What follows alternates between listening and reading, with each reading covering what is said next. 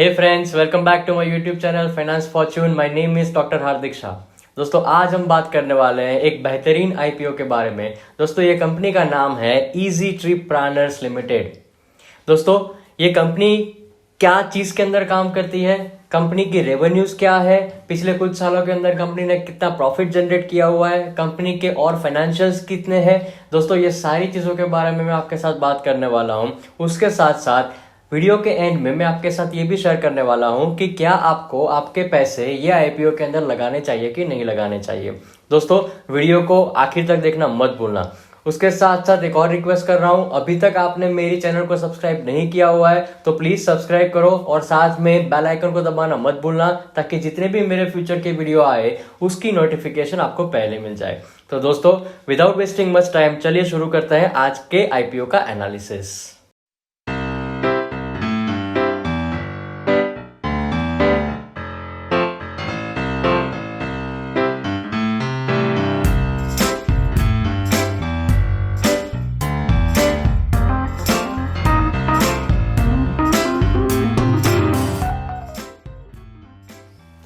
Friends, अगर मैं company के ओवरव्यू की बात करूं तो कंपनी की शुरुआत हुई थी साल 2008 के अंदर, मतलब कुछ 13 साल पुरानी कंपनी है।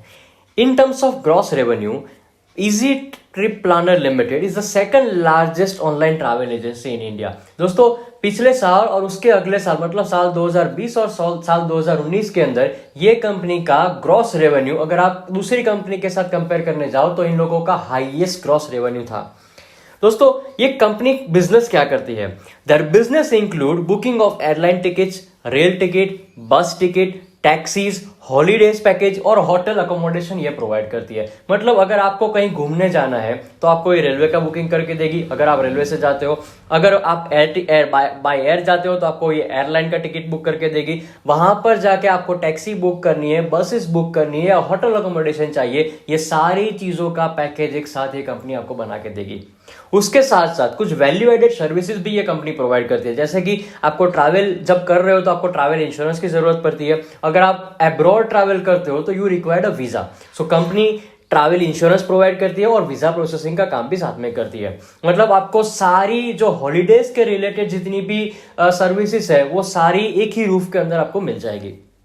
दोस्तों, कंपनी फॉलोज B2B2C, मतलब business to customer model, number 1। दूसरा होता है उनका B2C, that is business to customer model, और तीसरा होता है that is B2E, that is business to enterprise model.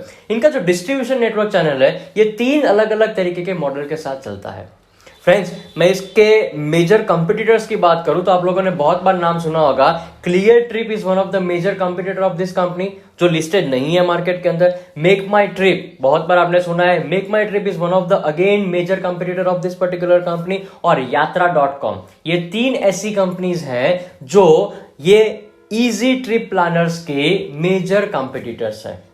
तो दोस्तों, मैंने आपके साथ शेयर किया पूरा कंपनी का बिजनेस और कंपनी का overview.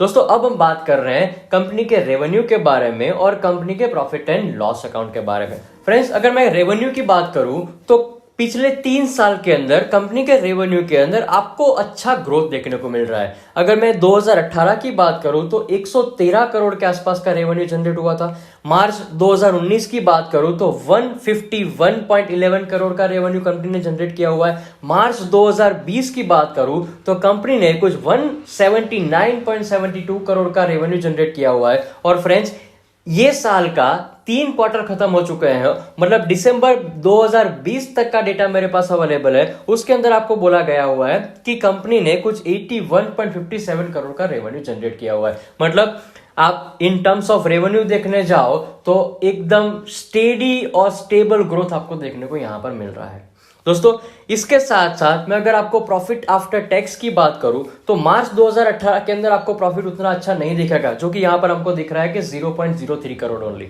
But from March 2019 and March 2020 आपको ग्रेजुअली बहुत अच्छा इंक्रीज देखने को मिला प्रॉफिट आफ्टर टैक्स के अंदर। मार्च 2019 के अंदर 23.99 करोड़ का प्रॉफिट हुआ था और मार्च 2020 के अंदर 34.65 करोड़ का प्रॉफिट इनको जनरेट हुआ था।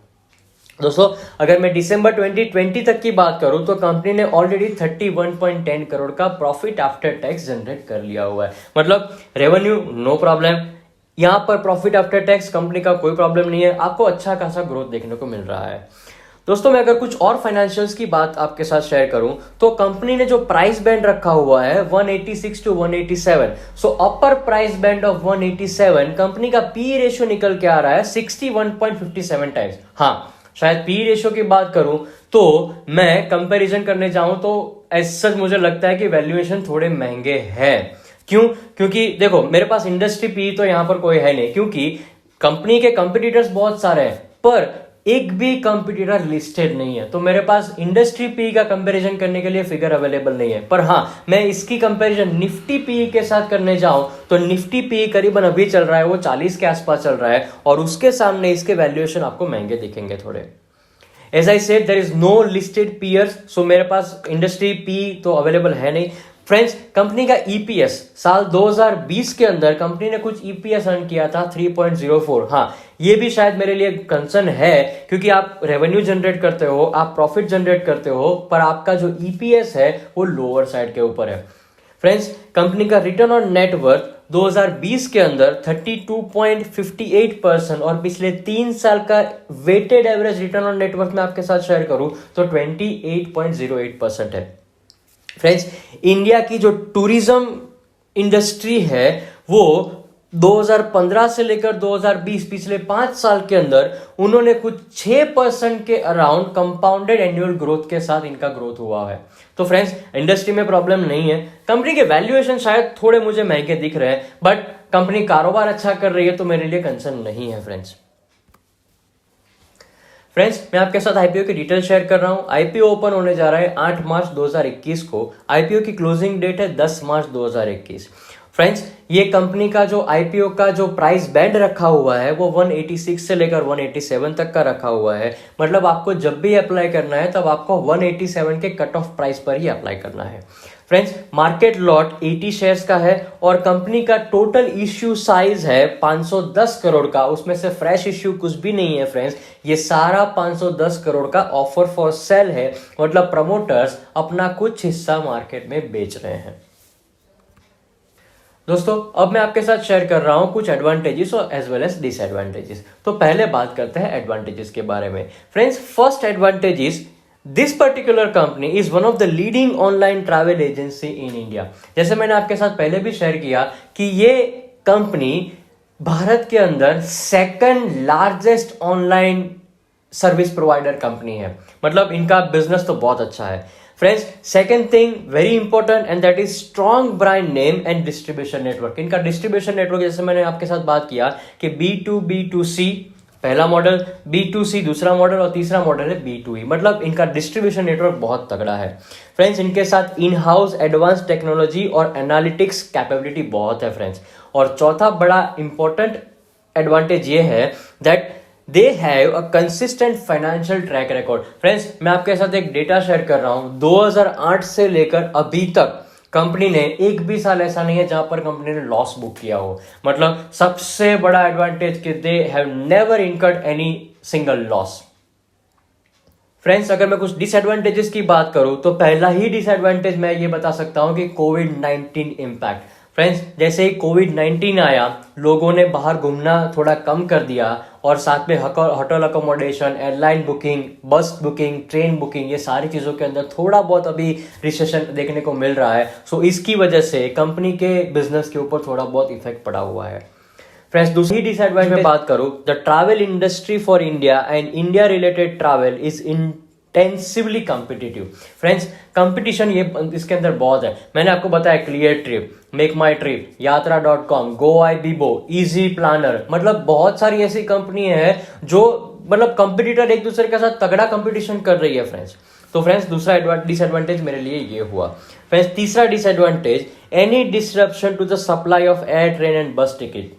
दोस्तों, अगर बिकॉज ऑफ दिस कोविड-19 अभी आप देख रहे हो कि डिस्ट्रप्शन बहुत देखने को मिला है, ये डिस्ट्रप्शन अगर अभी भी और कंटिन्यू रहा तो इनके बिजनेस के ऊपर एडवर्स इफेक्ट हो सकता है। और चौथा और मेजर डिसएडवांटेज ये है कि अगर इंडस्ट्री, ये जो ट्रैवल इंडस्ट्री के रिलेटेड अगर लॉज या रूल्स या रेगुलेशन के अंदर कोई भी चेंज आता है, लीगल प्रोसीडिंग के अंदर कोई चेंज आता है, तो ये कंपनी के ऊपर बहुत ही बड़ा इफेक्ट आने वाला है।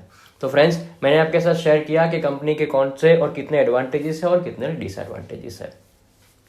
दोस्तों, अब एक सबसे बड़ा क्वेश्चन, क्या हमें अपने पैसे ये आईपीओ के अंदर लगाने चाहिए कि नहीं लगाने चाहिए?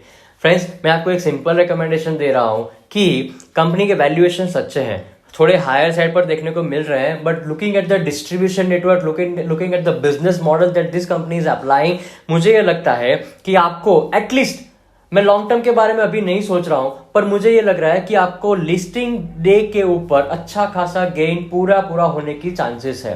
फ्रेंड्स, मेरा रिकमेंडेशन सिंपल ये है कि आप लिस्टिंग डे गेन के लिए ये आईपीओ के अंदर अपने पैसे लगाएं।